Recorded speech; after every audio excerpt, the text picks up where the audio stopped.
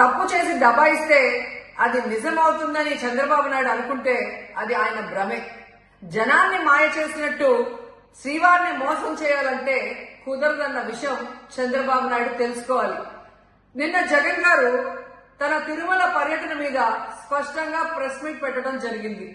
అయినా దాన్ని ఒప్పుకోకుండా చంద్రబాబు నాయుడు తప్పుల మీద తప్పులు చేస్తూ మళ్లీ మాట్లాడతాడు. జగన్మోహన్ రెడ్డి గారు తిరుమల రావడానికి భయపడుతున్నాడు, డిక్లరేషన్ ఇవ్వబడుతుంది కాబట్టి ఎస్కేప్ అవుతున్నాడు అని చెప్పి సూటిగా చంద్రబాబు నాయుడు గారికి చెప్తున్నా. చంద్రబాబు నాయుడు జగన్ గారి దమ్ము ధైర్యం గురించి రాష్ట్ర ప్రజలందరికీ బాగా తెలుసు.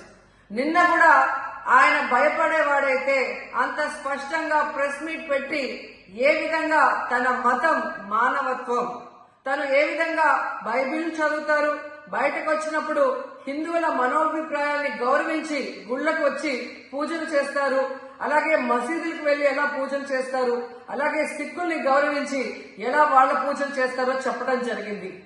ఈ రోజు మీకు క్లియర్ గా తెలుసుకోవాల్సిన విషయం, మీకు దేవుడు అంటే భయం భక్తి లేదు కాబట్టి ఏంటనేది మీకు అర్థం కాదు. కానీ ఒక భక్తుడికి దేవుడి దగ్గరికి వెళ్ళాలి అన్నప్పుడు ప్రశాంతమైన వాతావరణంలో వెళ్ళాలనుకుంటాడు, ప్రశాంతంగా భగవంతుణ్ణి పూజించాలని అనుకుంటాడు.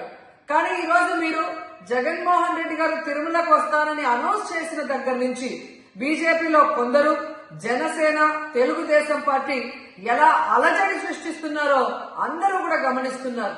ఏ విధంగా అలిపిరి దగ్గర మేము అటాక్ చేస్తాం, అడ్డుకుంటామని చెప్పటం, అలాగే వైఎస్ఆర్ కాంగ్రెస్ పార్టీ నాయకులందరికీ, కార్యకర్తలందరికీ నోటీసులు ఇచ్చి జగన్మోహన్ రెడ్డి గారి పర్యటనకి పర్మిషన్ లేదు కాబట్టి ఎవరొచ్చినా అరెస్ట్ చేస్తామన్నట్టుగా భయభ్రాంతులకు మీరు ఎలా గురి చేశారు.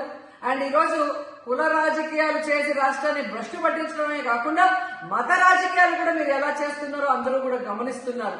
ఇలాంటి వాతావరణంలో దర్శనం చేసుకోలేము కాబట్టే జగన్మోహన్ రెడ్డి గారు ఏ విధంగా ఆ తిరుమల ట్రిప్ ని క్యాన్సిల్ చేసి తన అభిప్రాయాల్ని ప్రెస్ ద్వారా ప్రజలకి తెలియజేయడం జరిగింది.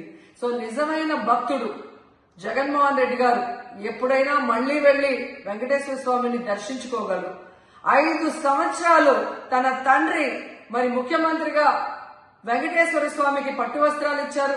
జగన్మోహన్ రెడ్డి గారు 5 సంవత్సరాలు మరి పట్టు వస్త్రాలు ఇచ్చిన తర్వాత ఈ నీచమైన రాజకీయాలు చేస్తూ డిక్లరేషన్ పేరుతో మీరు మాట్లాడుతూ ఎవరు అడ్డుకున్నారు అని చెప్పి మళ్లీ దిగజారుడు రాజకీయాలు చేస్తున్నారు. సో భగవంతుడితో పెట్టుకున్న చంద్రబాబు నాయుడు నీతో పాటు ఆడిస్తే ఆడే వాళ్ళందరికీ కూడా భగవంతుడు గట్టిగా సమాధానం చెప్తాడు.